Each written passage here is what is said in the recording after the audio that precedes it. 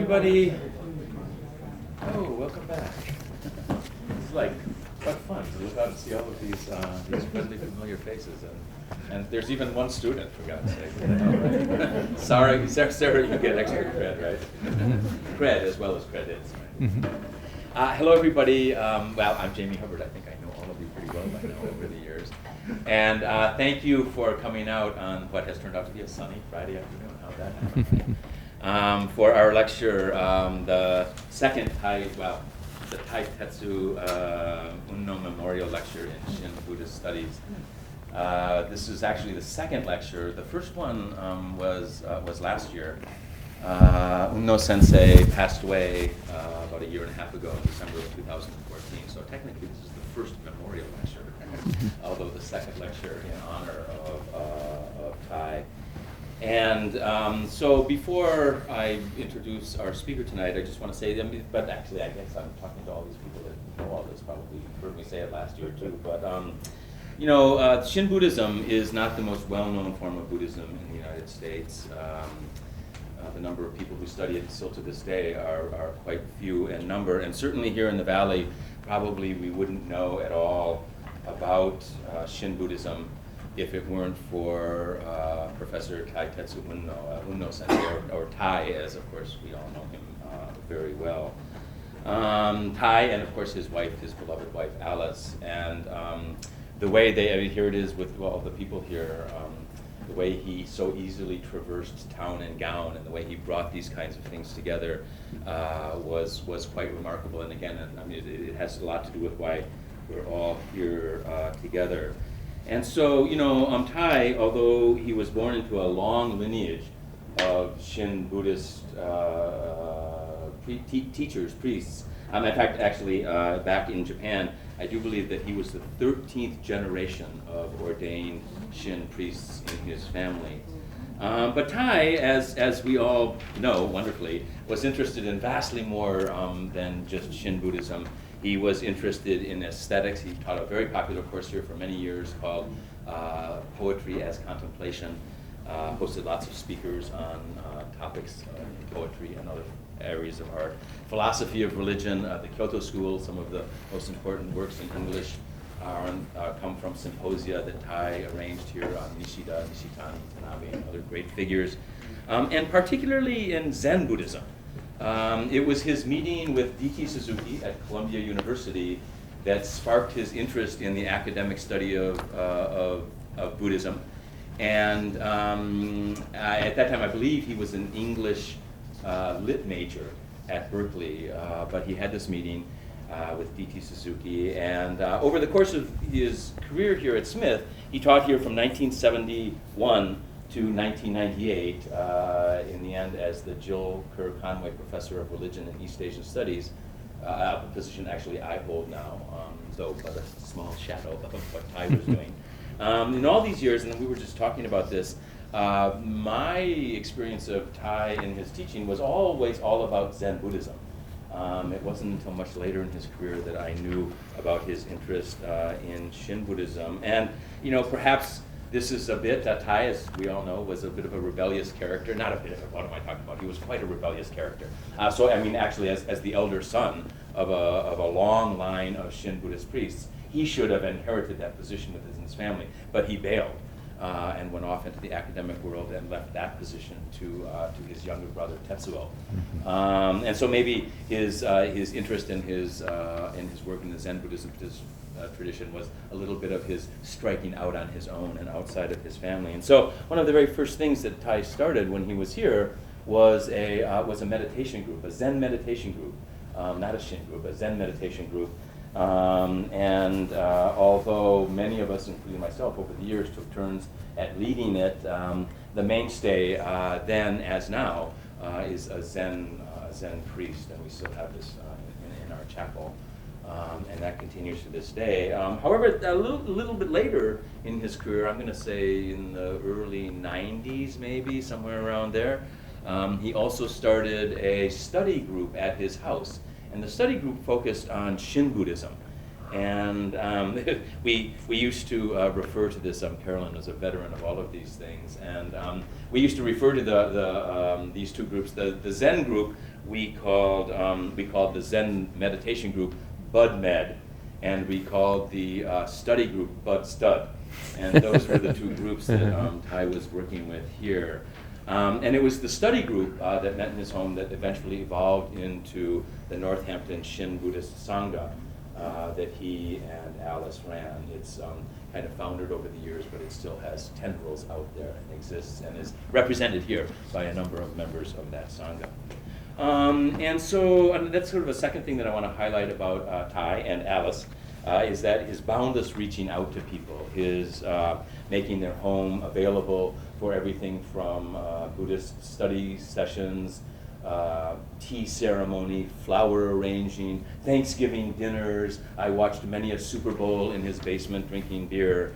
And with Tai and Alice, the town gown boundaries were blurred indeed. When I arrived here in 1985, he took me to all kinds of, he took me under his wing, and through his friendships, his drinking buddies, his academic and spiritual interests, and even his tennis circles, he flattened me when I arrived here. I was on my back for 3 days after a bout of tennis with that guy.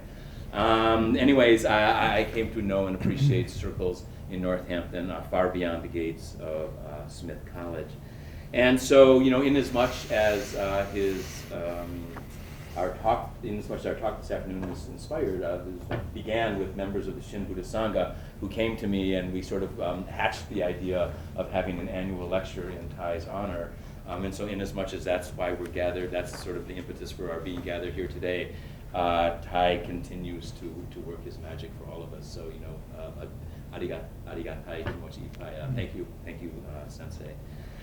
So let's get on to the main event. Actually, before I do that, just a couple of some other upcoming lectures.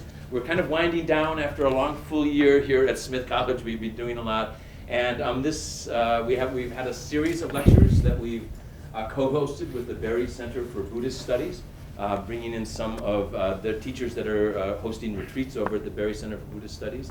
Andy Olensky is here, one of the former directors of the Berry Center. And we sort of piggybacked on that, and we've had a number of wonderful lectures. Stephen Batchelor and William Edelglass have been here, and upcoming on Tuesday, April 12th, is Akichano Mark Weber, who will be here. He's at Bodhi College and does psychoanalysis and things like that, and it should be a very interesting talk. On April 28th, Eugene Wong from Harvard University is a lecturer in honor of Marilyn Rhee's retirement. Marilyn Rhee, who taught Buddhist art history here for many, many years, together with Tai, sort of built this stuff up in the area, and she's retiring. So Eugene Wong giving a lecture in honor of her retirement. Cave Visions, How Women Acquired the Heavenly Eye. And then another series that we've been running, bringing our former students who studied at Smith and have gone on to become professors at different universities. And we have one more. We've been running a series all year long, bringing back former students who are now in the professoriate doing work. Connie Kasser is here. She's one of those who's now here teaching at Smith, although on her way to a new position. We're losing her next year. She gave a talk in that series. And we have one more on April 14th, Natasha Bale, who's class of 4 and is at Arizona University, and she's doing Challenging Exclusionary Inclusion, Sikh Women, and Political Action. So those are some upcoming talks. And then, let me pass this around. Probably you are all on this, but it's obligatory. If you're not on this, we have a Facebook page, of course, right? And we have a website. All of these lectures, all that we've been doing for the last few years, we videotape them all. Dan back there has been loyally helping us out with all of this. And so all of these lectures get videotaped and they're up on our website. And you can look at them all on there. And if you're not, we have an email blast list. If you're not on this already, please sign up. As I say, I think I know all of you pretty well, so you're probably all on there already. So, we're very honored and excited to welcome James Dobbins, a longtime friend and colleague, and truly one of the pioneering scholars of Shin Buddhism in the West. He's a member of the famed Stanley Weinstein cohort of PhD students from Yale University. And today he holds the James H. Fairchild Chair of East Asian Studies at Oberlin College. It's a long and prolific career. Continuing on, his books on the Shin tradition remain mainstays of our understanding of this very important Buddhist tradition. Indeed, one reviewer wrote of his book, Jodo Shinshu, that this work is so basically sound that it will undoubtedly long remain the authoritative work on Shin Buddhism in any non-Japanese language. And another reviewer similarly stated, Dobbins' Jodo Shinshu will remain the standard Western language treatment of its topic for many, many years, and so it has remained. Another of his books, where do we get the other book here? Letters of the Nun Eshinni. Of course, is particularly relevant for us here at a women's college. Eshinni was the wife of Shinran, and so James, Professor Dobbins, was again sort of pioneering in the study of Japanese Buddhist women in this area. And I also just discovered, I warned him about this sort of, I discovered an odd little link, because we get around, we find people that we know in common and whatnot, but I discovered an odd little link. Dr. Dobbins, you and I are the only two people, according to Google Search and Google Scholar, that have books about Buddhism that have heresy in the title. His first work was The Emergence of Orthodoxy, a study of heresy in Jodo Shinshu. And I have a book that has, I don't remember the title actually anymore, Buddhahood and Delusion, a study of a Chinese Buddhist heresy. So the only two books in English, I think, that have heresy in the title, and they're ours, okay? Good for us. So for all of these impressive academic achievements, however, it's really James, Professor Dobbins' warm and concerned presence in the field of Buddhist studies that I want to highlight. His service is legendary. And also includes, again, the connections that we all have amongst ourselves, huge contributions to our junior year abroad program in Kyoto that Oberlin and Smith share with some other schools in the consortium, and which he has organized, shared, and run for many years over the years. And in fact, while he's sitting here, his wife Suzanne Gay is meeting with the executive board of the Associated Kyoto program and my wife in some other building on this campus. And his wife, Suzanne Gay, since we are at Smith, and he is, after all, only a shadow of his wife, is also a very important scholar of Japanese Buddhist things, and the moneylenders of late medieval Kyoto is a fascinating study of these kinds of relationships as they go. So without any more of me prattling on, let me welcome Professor Dobbins, Going to Hell. Oh wait, I have one more thing. Sorry. And just so that you don't forget us after you leave, we have something for you. And again, this is Professor Kasser over there organized this. Buddhist Studies at Smith. We have a very active and strong Buddhist Studies program, and so we will not only feed you and give you some money and listen to your brilliant comments, but we'll clothe you. Thank you very much, Jamie. I appreciate it.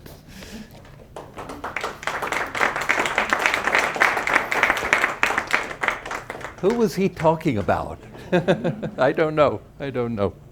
So I want to talk to you about D.T. Suzuki. This is sort of the popularizer of Buddhism in the West, mostly from the early to mid 20th century. And I want to talk about his ideas about Pure Land Buddhism. This is not the Zen Buddhism that Suzuki's famous for, but it is a kind of alter ego, intellectual ego for him, and it became very important in his own writings and thoughts. But before doing that, and I'm going to sort of circle back to those ideas toward the end of the talk, I want to take you on a little odyssey. And I want to sort of begin with this very nondescript and boring photo that I put up here. And this is Suzuki, as well as I can trace by his diaries. I think it's January 17th, 1955, when he has been living in America for a while. By this time, he's famous. He is a Buddhist celebrity. in the West. And he's been to Japan for a few months, and he's flying back to New York. And as in that day, it was a big deal to go overseas in Japan in the 1950s, and so there would be often a group to go to the airport. This is Haneda Airport in Tokyo, and see people off. And so this is a little party of people who came to see Suzuki off. Suzuki is this figure right in the middle here. He's 85 years old at the time. And what is very interesting about this photo is right out here on the edge is this attractive young man who is Tai Uno. This is Tai Uno. The front left, right? The front left, this figure right here. Totally Tai. Yeah.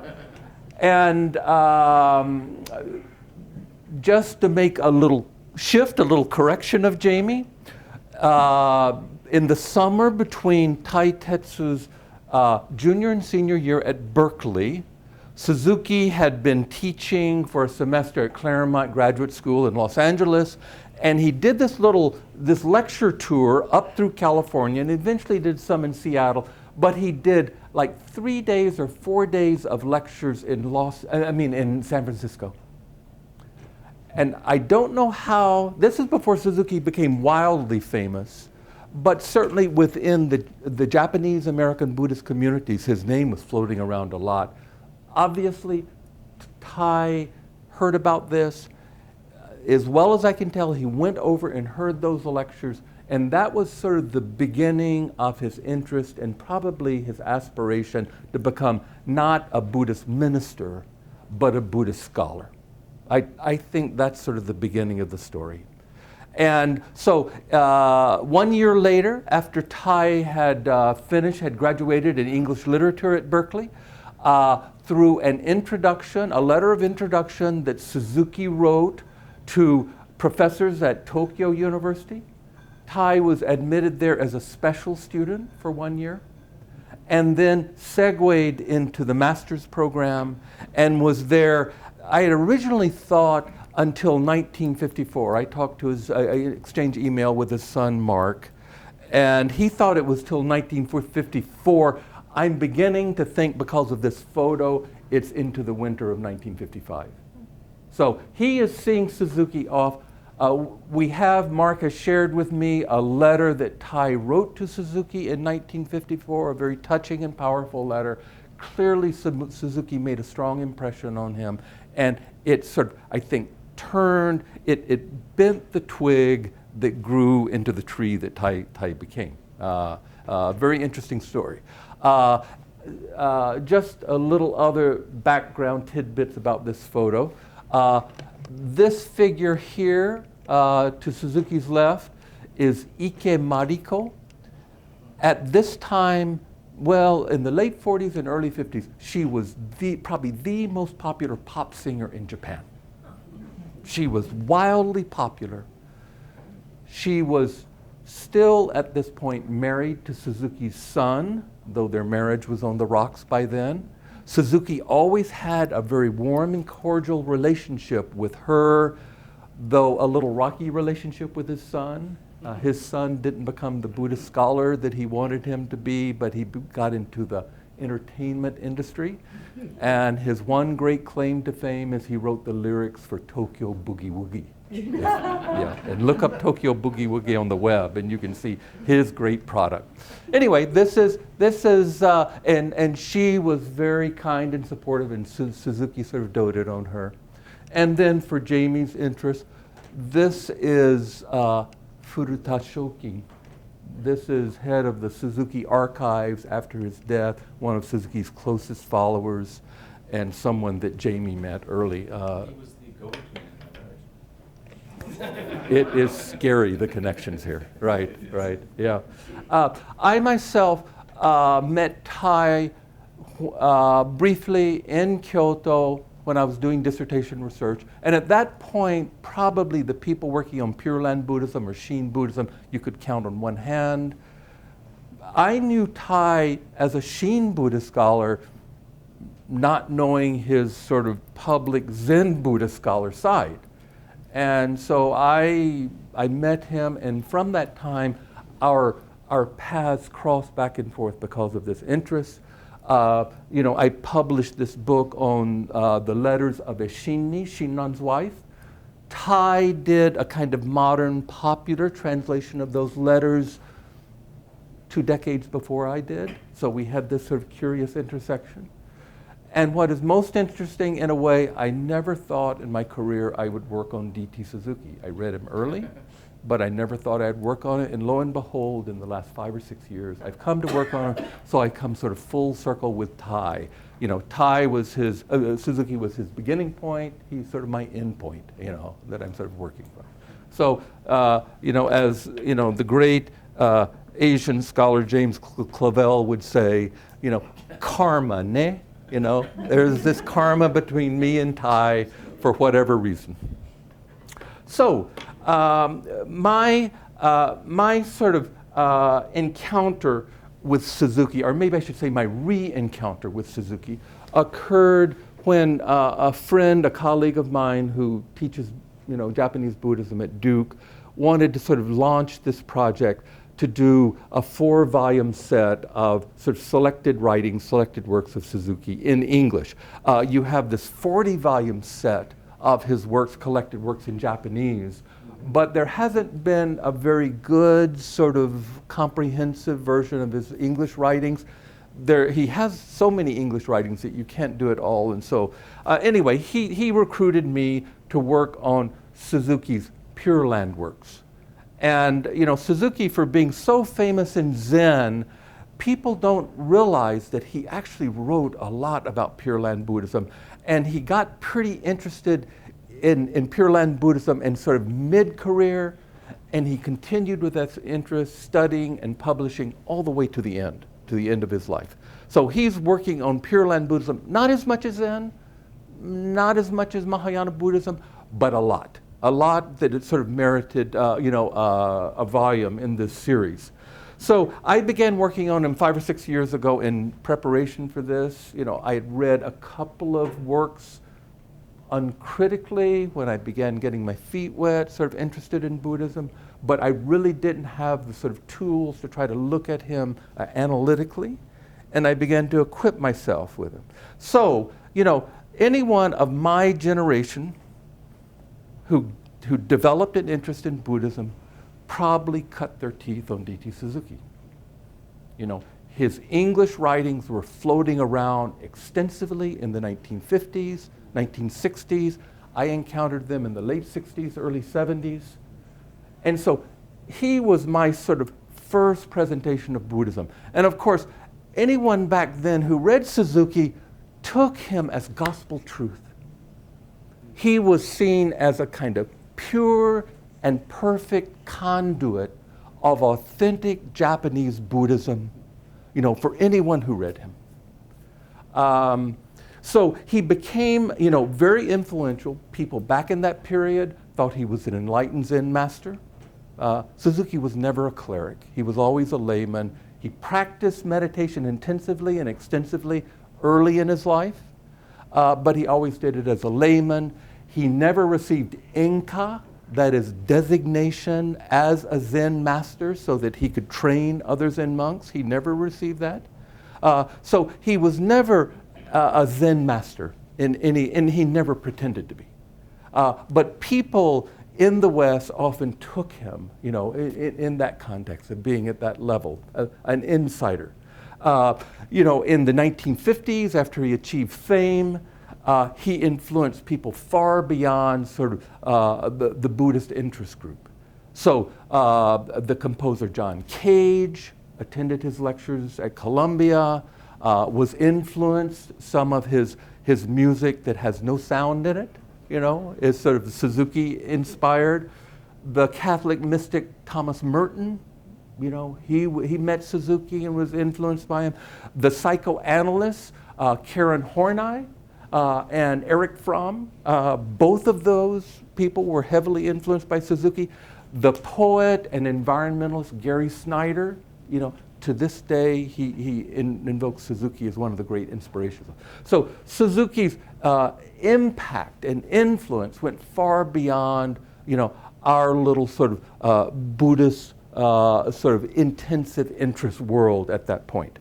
Now, Suzuki, at this point, from the 50s and 60s, basically, he was seen as sort of a world authority on Buddhism. But beginning in the 70s, spilling over into the 80s, there was some questions that began to be raised about his presentation, primarily of Zen. And this was being done, these questions were raised primarily by Western scholars of Zen who went to Japan and did research there, and they realized that this Zen that got transmitted by Suzuki really didn't talk about Dogen so much, sort of perhaps the most famous master in Japanese history of Zen. And they realized that Suzuki had a distinct sort of bias toward Rinzai Zen over Soto Zen. And that is what drove his English presentation and his Japanese presentation very frequently.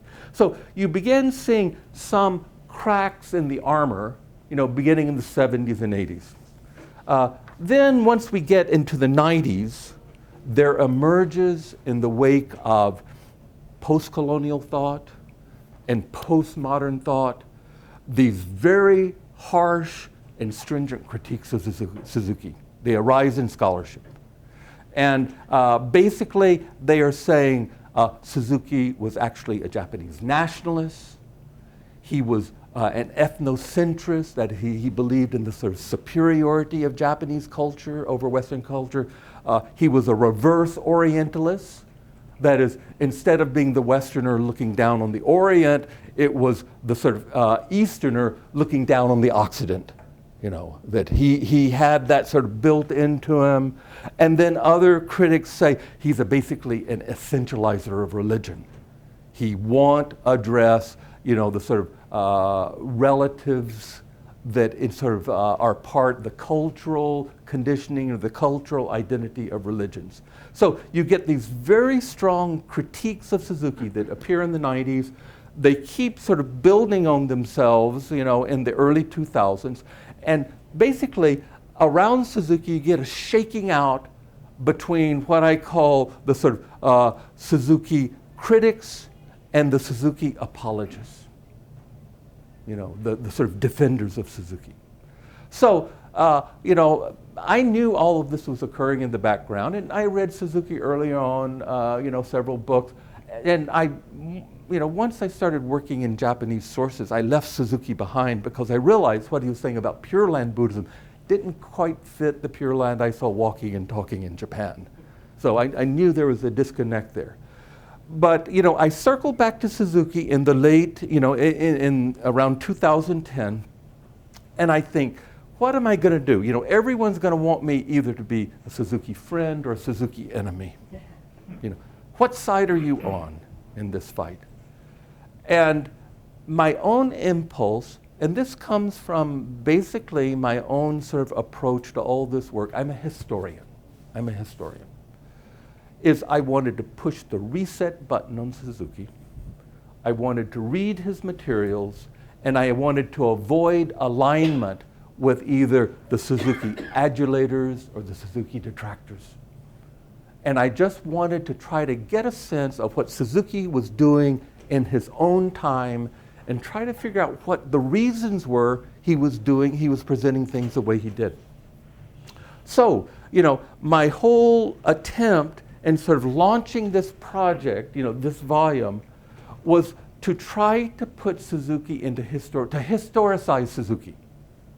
And in a nutshell, what I have come to see him as one of the most important translators of a form of Buddhism, a sort of interpretation of Buddhism, a rendition of Buddhism, into an idiom that can survive in the 20th century. So, I see him, personally I see him as a modernizer.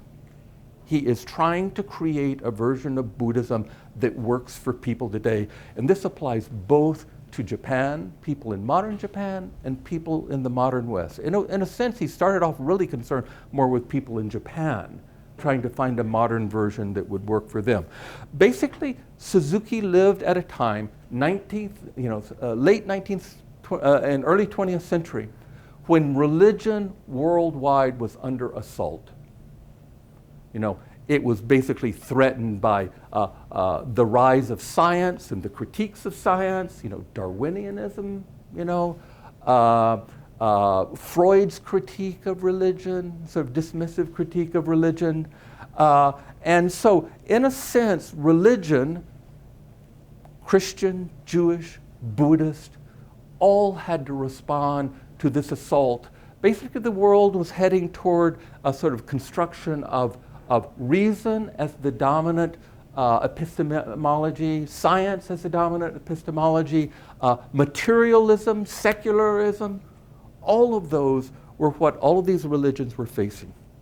So, I've come to see Suzuki in a sense as like people in Christianity, like a lot of other Buddhists in Japan, trying to figure out how can we present Buddhism so it is meaningful in a world where science is not going away, where materialism is not going away, where secularism is not going away.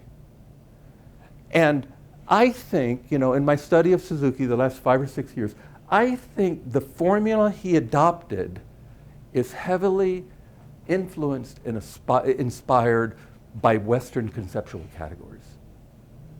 That is, his Buddhism, in a sense, Western categories saved Buddhism for him, for the Japanese, and also and it made it possible to be accessible to Westerners. Specifically, if you look at Suzuki's writings, and I'll circle back to this later on, he invokes all the time religious experience. Now, in late 19th century, there was no such term in the Japanese language, shukyoteki keiken. That's what the Japanese would be. There was no such word as that. But that language had developed in the West and had helped shape Western understandings of religion, Christianity, Judaism. A second term that Suzuki uses all the time is mysticism. Mysticism.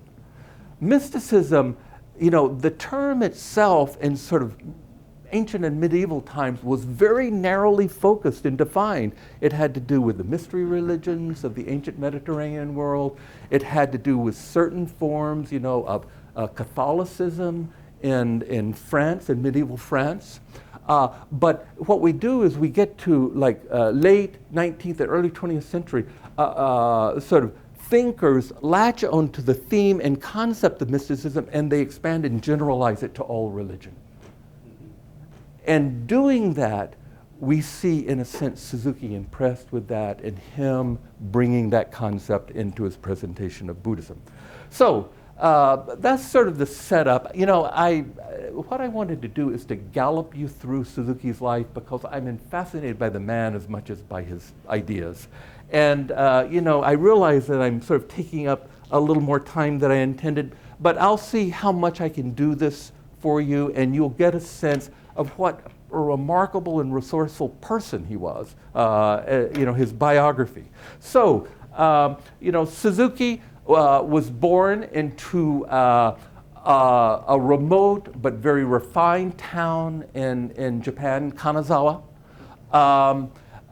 He came from a family of samurai, sort of elite class in the previous period. But his father, who was a doctor, died when Suzuki was 6 years old. And he and his mother were basically left sort of impoverished after that. And so Suzuki lived in very modest circumstances growing up, even though there was this long tradition in his family of traditional learning, mostly Chinese classics, and he was sort of exposed to those early in his life. And so once the sort of reorganized education system in Japan was put in place and sort of Western-style high schools came into existence in his own town, he entered those and he really excelled as a student. Basically, he was sort of bright, energetic, autodidactic. He basically was self-educated in many ways. The fact is, the man never had a degree until after he was 60 years old when he received a doctorate. Because every school he went to, going up, he never finished. He never finished. And he didn't get a degree until after he was 60 in the early 1930s. One thing that Suzuki excelled in was English. You know, all of these schools in Japan, as they tried to westernize very rapidly, English was in the curriculum. And Suzuki was surprisingly good at this. And actually, English became his ticket to go many places in subsequent decades as a result of this. After his mother died when he was 18, Suzuki eventually managed to make his way to Tokyo. A brother provided money for him to do so. And he enrolled first in Waseda University, which he dropped out of after 6 months. And then he enrolled in Tokyo Imperial University. And at that university, at all these universities then, he's studying just Western subjects. This is Japan higher education at that point. It is to catch up with the West. And so Suzuki is reading Western philosophy, Western literature, Western psychology. But what is very interesting is that Suzuki is also becoming interested, or more interested, he was exposed to it earlier, in Zen Buddhism. And so there's a town south of Tokyo that Suzuki would go to, Kamakura. And there was a very famous Zen monastery there, Engakuji. And Suzuki began practicing meditation. And Engakuji is Rinzai style Zen, so practicing koan practice as well there. And he came under the influence of a Zen master, Shakusoin. This is Suzuki in the 1890s. We don't know exactly when, but about that time that he's going to the Zen monastery. Shakusoin was an interesting, actually a pretty remarkable figure for his day. He had gone through the Zen ranks very quickly, brilliant Zen master, had achieved sort of master status, but at the same time, he went to Keio University and got a Western style education. And after he got that education, he went to Sri Lanka, and he lived as a Theravada Buddhist monk for 2 years, over 2 years. And then he came back to Japan, and he made some important contacts when he was overseas. He came back to Japan, and he assumed, not immediately, but he pretty soon assumed the rank of the master of Engakuji, this venerable Zen monastery in Japan. And it's in that period that Suzuki came under his influence. Now,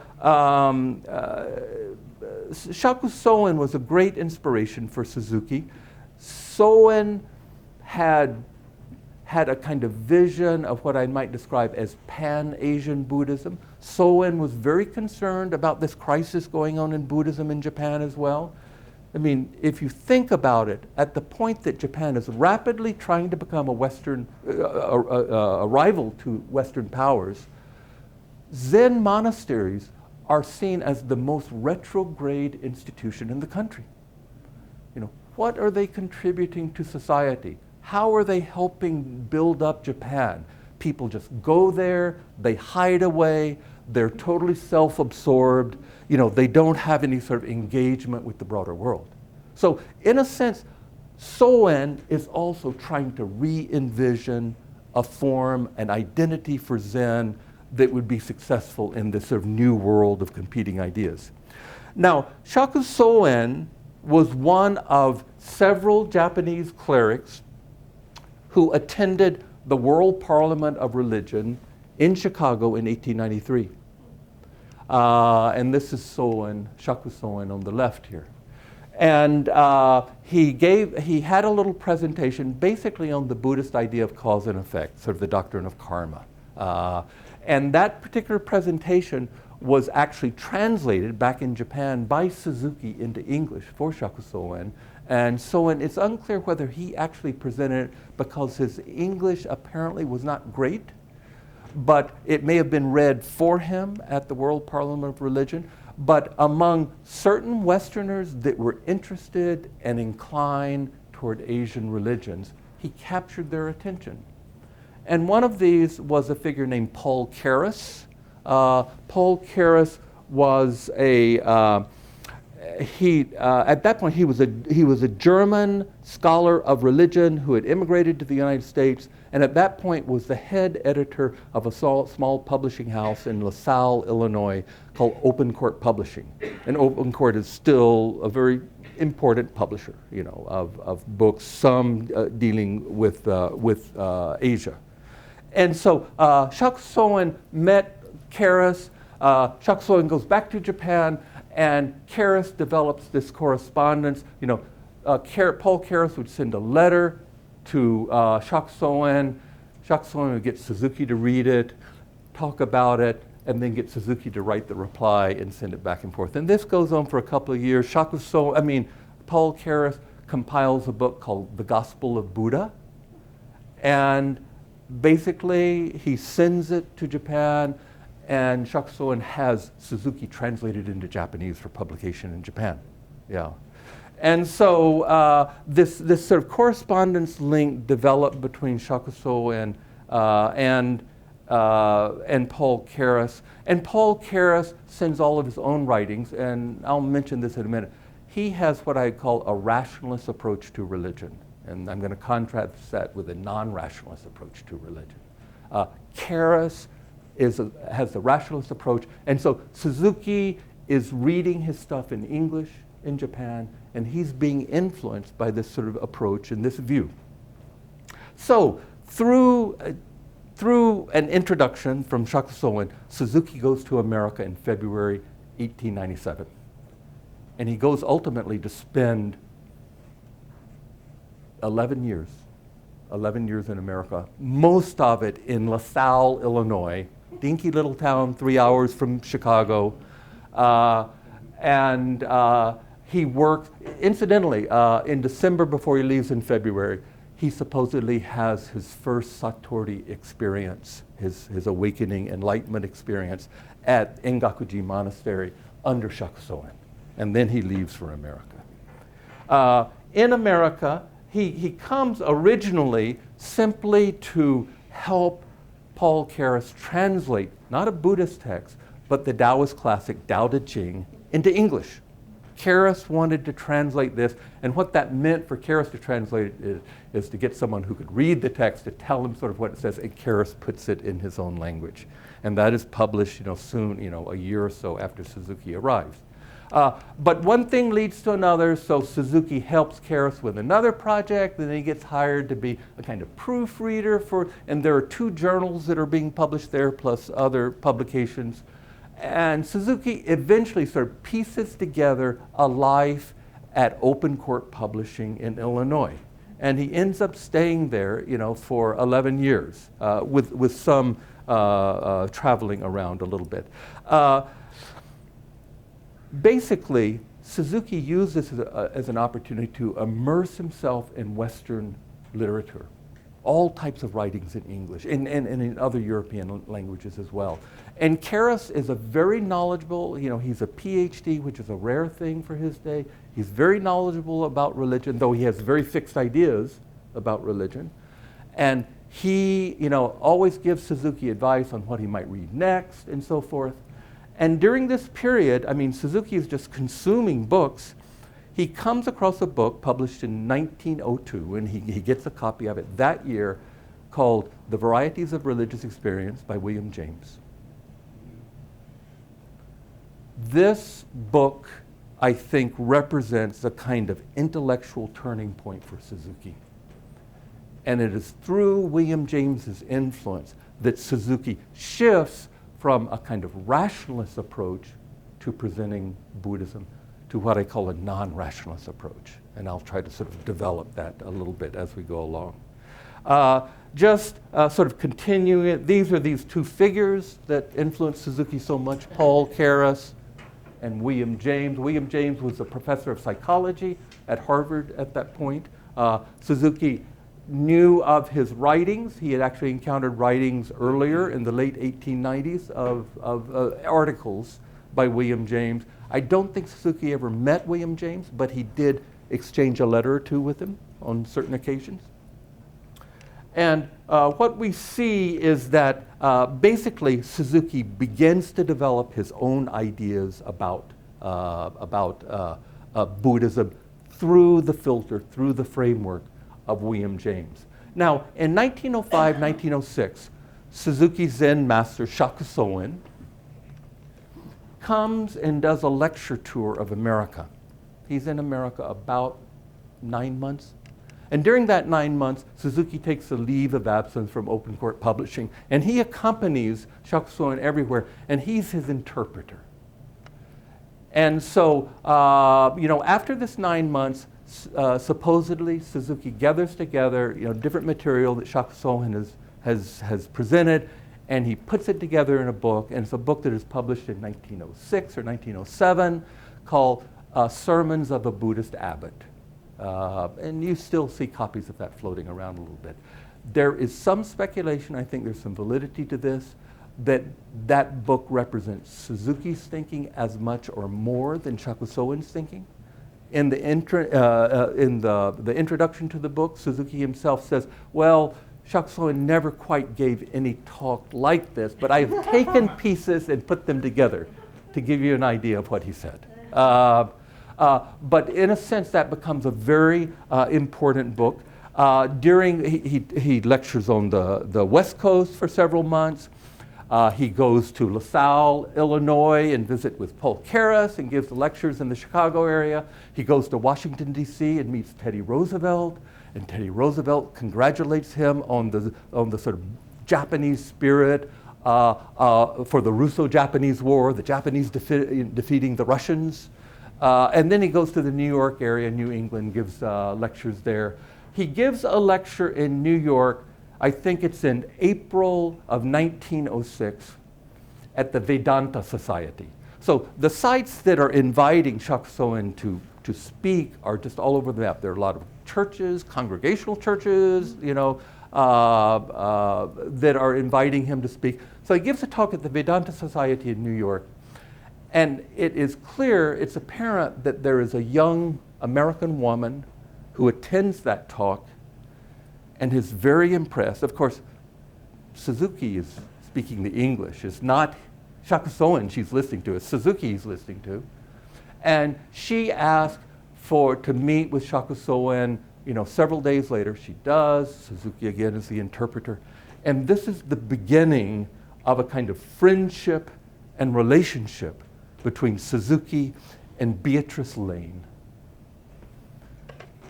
Beatrice Lane was a brilliant, widely educated graduate of Radcliffe, Harvard's women's college.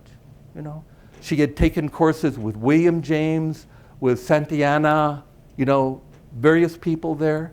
She had a distinct sympathy and inclination toward the Orient. And what this meant is that she became a follower of Baha'i for a while, of Vedanta. Later, she was a great enthusiast of theosophy. And so that was the culture in which she incubated.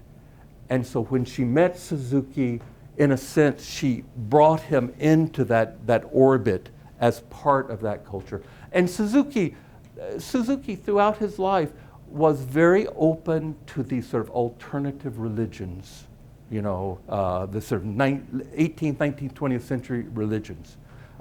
He was the president of a Theosophy Lodge in Tokyo later on.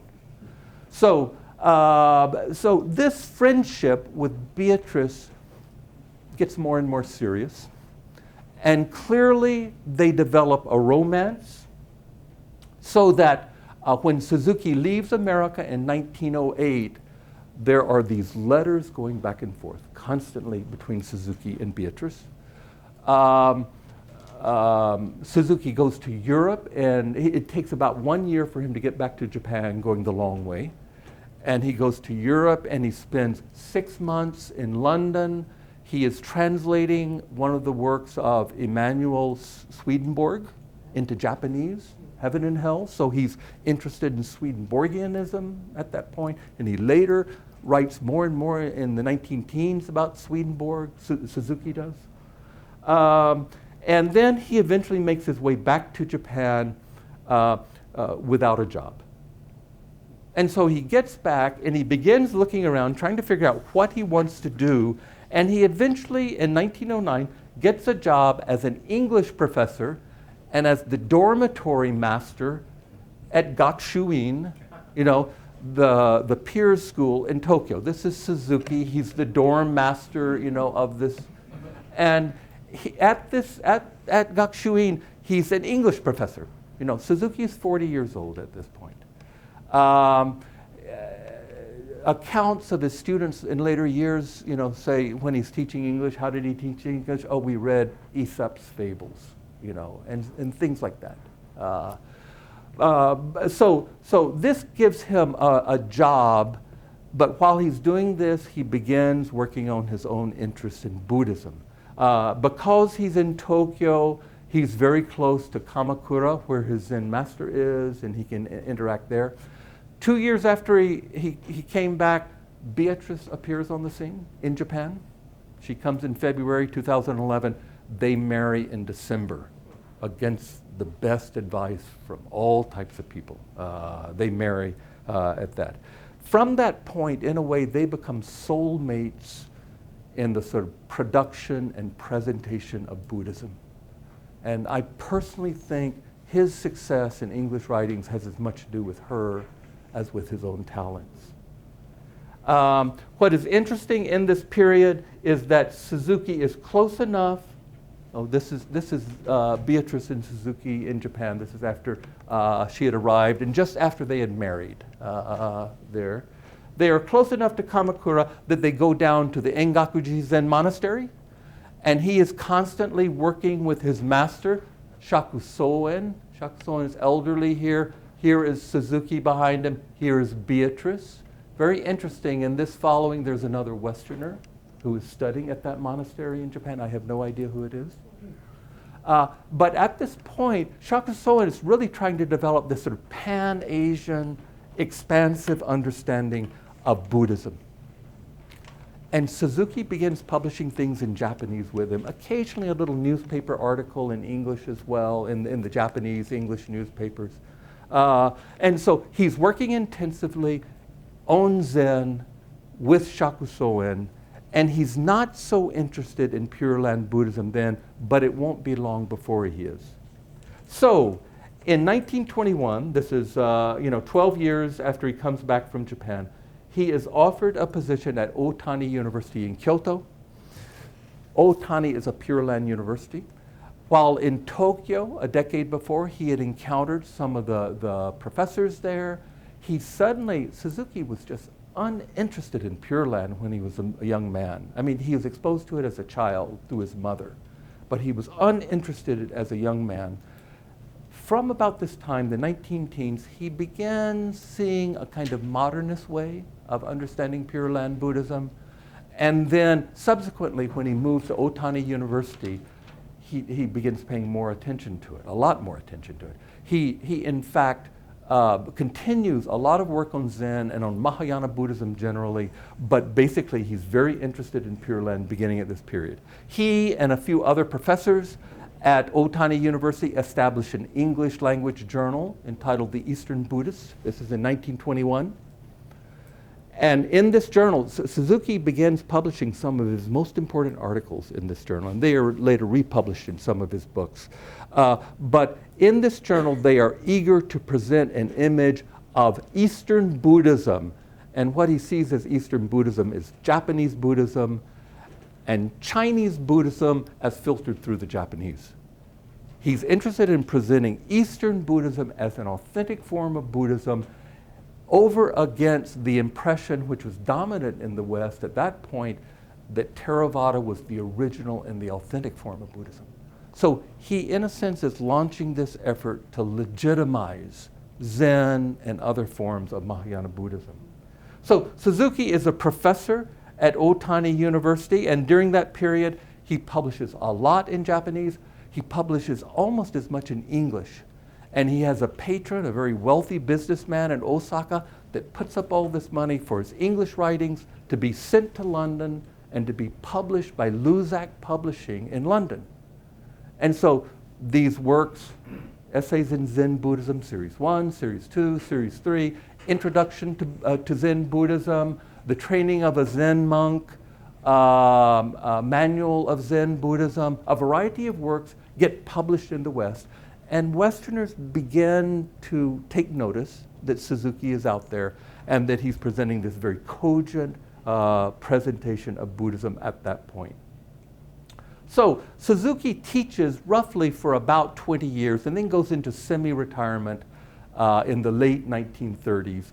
And it's about that time that Beatrice gets very ill and she dies in 1939. I'm persuaded that most of Suzuki's prolific publications in English were all edited by Beatrice. And this is basically her literacy and her erudition partly made possible his communicating this message to the West. From 1939, after his death, he doesn't publish much in English for a number of years. It's really in the post-war period that he comes back to that. So Beatrice dies, Japan enters World War II. There's a lot of controversy about Suzuki's attitude toward Japan, nationalism. Not even going to open that can of worms. But suffice it to say that Suzuki spent most of his time in Kamakura, not in Kyoto, where the university was, but in Kamakura, in his little study, fussing around with his manuscripts and continuing to publish a lot in Japanese, and then after the war in English as well. After the war in 1945, Suzuki is sort of suddenly, after having a low profile during the war, has a much higher profile after the war because he is seen as being conversant of two former enemies in diametrically opposed cultures. He's fluent in Japanese culture, but he has this familiarity in Western, in America as well. So we see Japanese seeking Suzuki's advice about how do we deal with the occupation authorities in Japan, and we see Westerners coming to Suzuki wanting to know, tell us the truth of Japanese culture and tell us the truth of Zen, because they had been reading these things he had published earlier. This among them is Christmas Humphreys. Some of you might know his name. He was longtime head of the Buddhist Society of London. And the Buddhist Society of London actually began as a Theosophy Lodge and then changed its identity to a Buddhist society. And he had met Suzuki before in the 30s, and he was part of the Tokyo war crimes trial. He was a barrister for London, and he was faintly involved in that for a few months when he came to Japan at this time. From this time in the post-war period, Suzuki is trying to figure out, this man is like 78 at this point, and he's trying to figure out a way to get back to America. And so he makes a contact, and he's able to go to, first to Hawaii, to East-West Philosophers Conference, and then he gets a one-semester gig teaching a course at the University of Hawaii in Buddhism. And then subsequently, the very next semester, he gets a one-semester appointment at Claremont Graduate School, in Los Angeles. So he moves to LA. And he's sort of piecing together little jobs here and there, mostly lecturing and mostly teaching a course here and there. And while he was at Claremont, in 1950, that is when I think he took that lecture tour up through California, ended up giving lectures in San Francisco, and that's where I think Tai Uno met him. That's my guess, my suspicion. But what we see is that Suzuki eventually ends up in New York, and he has this originally sort of lectureship, just giving lectures at universities in the Northeast. But he eventually gets a kind of one-semester appointment at Columbia University, and then it's extended to another semester, and then to a year. And he pieces together these little appointments that keep him ultimately in the United States till 1958. So 1949 to 58, 9 years we're talking about, with some months back in Japan on a few occasions. This is the period, I'm absolutely persuaded, when Suzuki became an academic celebrity. It is the point where he sort of broke out of religious studies and Buddhist studies circles and began talking to the psychoanalysts and to artists and to diplomats, and in the sort of that high, rarefied intellectual world of New York, in a sense he was put to a test. This is like, 75, 80-year-old man, and he sort of rises to the challenge. He can talk Buddhism with anybody because he's figured out a way to present Buddhism almost to anybody. And so he flourishes at this point. He is invited in 1953 and then 1954 to the Eranos Conference in Switzerland. This is sort of world-class thinkers brought together. This was originated by Carl Jung, or he was heavily influenced by Carl Jung annually to give papers. He went there, and in a sense, it's from about this time that Suzuki became what I describe as a kind of public intellectual. He's a celebrity. He's a rock star. And we can see this, while in Europe in 1953, he goes and visits Heidegger, So he's interacting with all these sort of larger-than-life intellectual figures, on the European continent. 1958, he is interviewed on NBC, sort of great thinkers of our age. He's the only non-Caucasian figure interviewed in that series. There are no women, incidentally. They got an Asian male to do this. So what we see is that Suzuki, at that point, he sort of rises above all of this, and he becomes. Then he goes back to Japan in 1958. He's 88 years old at this point. This man had stamina, and he was sharp. He goes back to Japan, and he's welcomed back to Japan as a celebrity, and so he has. There are constant, requests for writings and for interviews and for translations. And so in 1966, when he dies, there's an air of adulation, in Japan and in the West for Suzuki. And that's, of course, how I, for one, and probably a lot of you, encountered him. It is this 1950s rise in profile that made him a kind of household word in Buddhist households. Something like that. So, I'm way over time here. Let me see if I can gallop through this. I think Suzuki basically developed his interpretation of Buddhism, and this applies to Pure Land Buddhism as well, as a kind of response to what was happening to religion in late 19th, early 20th century. And I think the responses that developed in late 19th, early 20th century of religions trying to present itself and defend itself were three possibilities. The first one I described as fundamentalism. Basically, this is when religion, it looks out at all the changing world around it and says, that's folly. I'm going to retain the old ways and the old understandings of things, and I'm going to live my religious life, as it is. So Suzuki was never a fundamentalist. And there were fundamentalists in Japan of that type. Second response is rationalism. And this is where Paul Karras comes in. And this is the idea that you have science and reason becoming the dominant paradigm for explaining things, and an attempt to reconcile religion to reason. Paul Karras developed this idea of the religion of science. And he wanted to say religion and science are both a search for truth. There's a common sort of spirit behind it.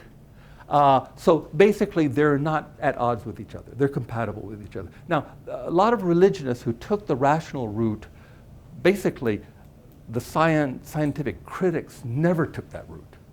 And so science continued to criticize religion and said these types of folks are really misconstruing what we understand as reason to be. And Suzuki took that route. We can see the remnants of that. Some of the European encounter with Theravada Buddhism, Westerners, they felt that Buddhism was the perfect religion of reason. It was just sort of diagnostic. The Buddha is trying to solve the problem of suffering. And so he's going about it rationally and systematically, just like any scientist would. And so there's this sort of conveying of a compatibility of reason and religion. And we see the remnants of that in the Dalai Lama. The Dalai Lama is always talking to scientists and trying to say that what I'm presenting is perfectly compatible with science. So that's sort of the second approach, modern approach. The third one is what I call non-rationalist. And that is the one that says religion isn't a mental or rational exercise, but it comes from a different place altogether. It comes from inside the person in a place that has the capacity to comprehend things that empiricism and logic cannot grasp. And this tradition, I call it the non-rationalist tradition, it grows out of the Romantic and Transcendentalist movement in the 19th century. And that particular strategy, sort of science and reason, you can have the outside world, but we, religion, we're going to claim the inside world, inside human beings. That has become, in a sense, in modernism, the most effective strategy in trying to carve out a place for religion in this changed world of science and secularity. Suzuki, early on, he identified with the rationalist presentation of Buddhism, and then he encounters William James and adopts the non-rationalist. He begins emphasizing religious experience, mysticism. All of this is interior. And that's where you find true Buddhism, true Zen, he wants to say.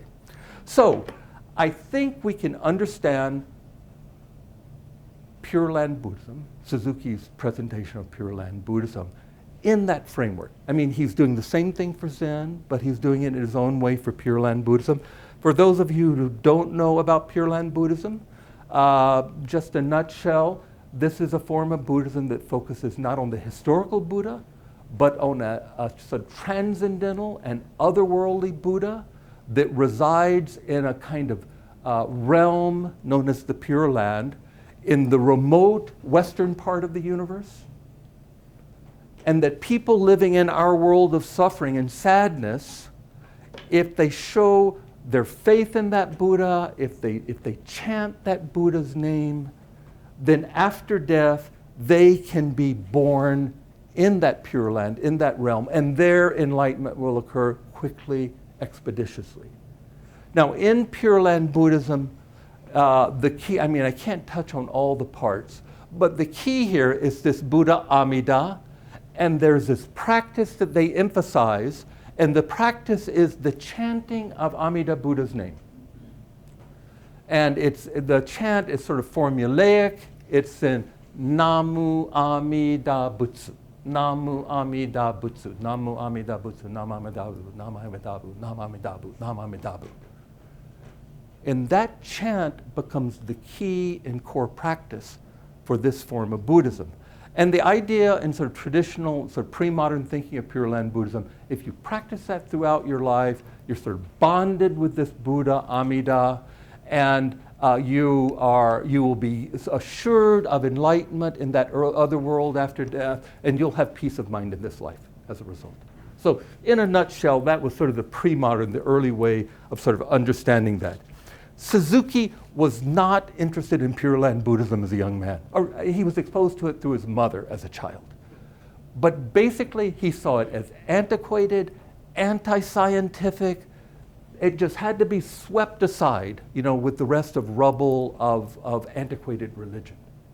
And so he, of course, launched through Shakusoen onto Zen and Shakusoen's modern interpretation of Zen.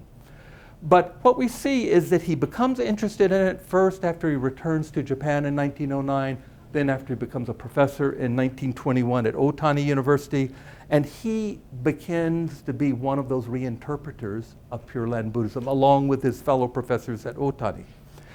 In Suzuki's reinterpretation, I would identify three themes, or three tactics or strategies he takes. One is he tries to shift the focus from life in the next life after death to this present world here and now. So he wants to say that Pure Land Buddhism is not about the afterlife, it's about life here and now. That's one. A second, he wants to say that Pure Land Buddhism is all about religious experience. This is this interior event, you know, it's sort of hidden away from sort of the rational world, the empirical world. And third, Pure Land Buddhism emphasizes non-dualistic experience, that is, elimination of separation, this is non-rationalism, over against dualism, which is a rationalist way of understanding. So these three themes, you know, he applies them to Zen, and they actually work a lot better with Zen than they do with Pure Land Buddhism. But Suzuki finds a way of sort of presenting them for Pure Land Buddhism as well. Now, his starting point, and this is getting back to my title, Going to Hell, is a little passage in a work called the Tanni Sho, which is a collection of sayings of Shinran, the founder of the Shin Buddhist school. Shin Buddhism is the largest school of Pure Land Buddhism in Japan.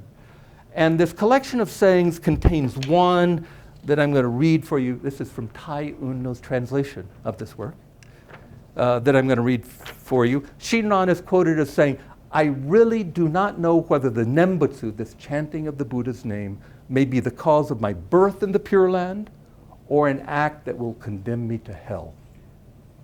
But I have nothing to regret, even if I should have been deceived by my teacher and saying the Nembutsu fall into hell. The reason is that if I were capable of realizing Buddhahood by any other religious practice and yet fell into hell by saying the Nembutsu, I might have dire regrets for having been deceived. But since I absolutely am incapable of any religious practice, hell is my only home." So reading this, on the surface, I think it comes across as being a kind of Buddhist equivalent to Pascal's wager. You know, basically, Shinran has nothing to lose. He might as well chant the name of the Buddha. May land him in hell, but it may land him in Pure Land. So he's just going to take the plunge and do that. Now, Suzuki does not want to interpret this that way. Basically, Suzuki wants to reorient this practice of chanting the Buddha's name so it doesn't have this sort of cause and effect instrumentality that leads you to this afterlife, but rather the Nembutsu, the chanting of the Buddha's name, is an objective in and of itself. That's the way Suzuki wants to spin this, and other modern Pure Land interpreters as well. So in some of Suzuki's writings, we can find a very sophisticated analysis, a kind of Buddhological analysis of the Nembutsu, this chanting of the Buddha's name. He traces its origins, you know, philologically and textually back to the ancient meditative practice of contemplating, nen, contemplating the Buddha, butsu, Nembutsu, contemplating the Buddha. And what Suzuki emphasizes is this is chanting of the name. Namu Amida Butsu, Namu Amida Butsu, Namu Amida Butsu, Namu Amida Butsu, Namu Amida Butsu, Namu Amida Butsu. Suzuki points out this is not a translation from the Sanskrit, this is a transliteration. So all you're getting is these sounds coming in from Sanskrit, but to an East Asian hearer, just as to a Western hearer, these are sounds without meaning. These are just sounds. They don't have cognitive content.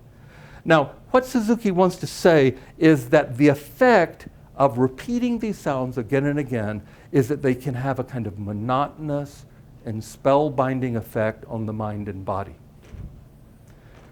And they are different, for instance, from, say, repeating the multiplication tables. No, you can chant the multiplication tables, but the multiplication tables are, in fact, a kind of engagement and exercise of the mind. And Suzuki says, this is not what's happening. The upshot of his argument is that this contentless chant lends itself to a kind of mental state that is different from cognitive thought. And specifically, Suzuki sees it as a mystical state. So that's one piece of his interpretation of this. A second piece, and this comes from a lot of writings in Japan on Pure Land Buddhism, analyzes the thing into Namu and Amida Butsu. Two pieces to this. Namu, he says, refers to the person chanting. It's translated into I take refuge. And Amida Butsu is the Buddha's name.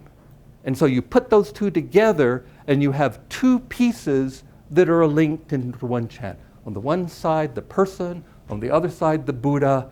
And if you say it, basically this is the point at which the person and the Buddha intersect each other.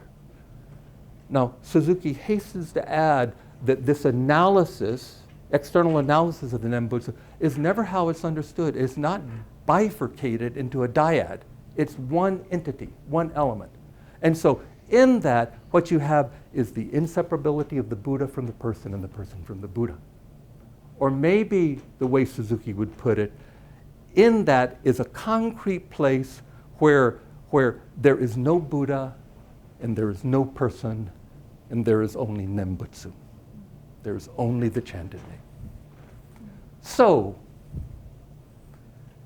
we know from this, according to Suzuki, why Shinran was very happy to go to hell chanting the Nembutsu.